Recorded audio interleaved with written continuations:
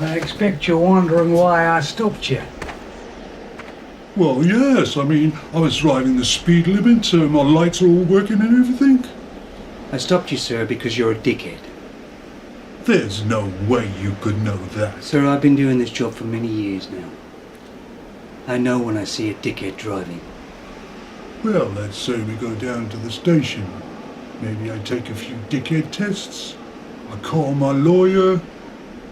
And maybe at the end of the day they find out I am a dickhead. But that would be wasting your time, wasting my lawyer's time, wasting the station's time. Isn't there another way, officer? It's not a serious offence, sir. It's a misdemeanor. I usually do a personal on-the-spot fine.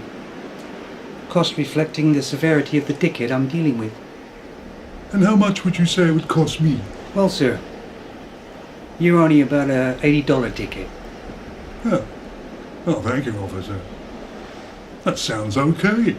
Then I could go to the bar tonight and buy a few drinks for my friends. Maybe get Dolly to do a table dance or two. You know, unwind.